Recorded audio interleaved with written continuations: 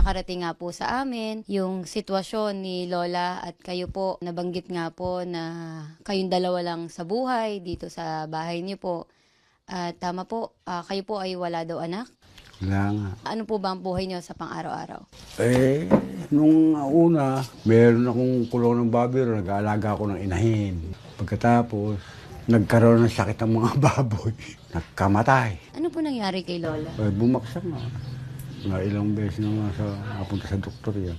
Mahina na yung tenga. Kaya lagi siyang andyan. Pero nakakatayo pa naman. Naggagabi siya. Pag nagpunta sa kubeta, naggagabi rin eh. Dahil medyo makuna nga ito. Mahirap talaga. Dahil minsan na-stuck yung pinagbihisan namin, mga inabot ng 3 araw. Kaya kumisan ako na ibababad ko, ako na magkukusot. Kaya mga bandang alas 8, dapat nakasaing na ako. Pagbangon niya, kakain na ako.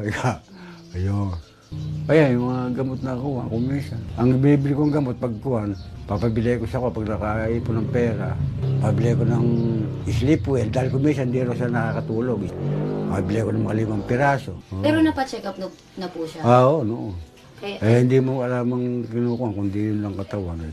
talagang sa edad. Ilang taon na po na ganito yung sitwasyon ni Lola? Kuha na.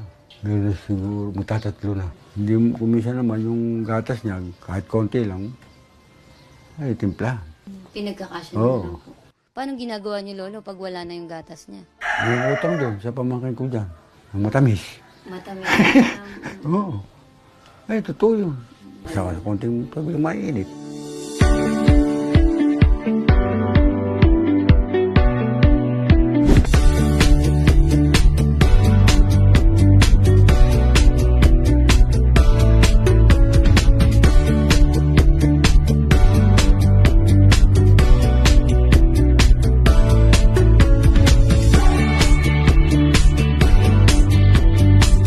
Lolo, ito mga pagkain po ito, grocery, gamit sa bahay, mga sabon, shampoo, gatas po ni Lola, hindi na asukal.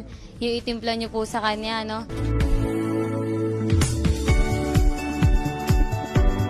Ako, ang dami. Lolo, ito, gatas. Lola. Yan,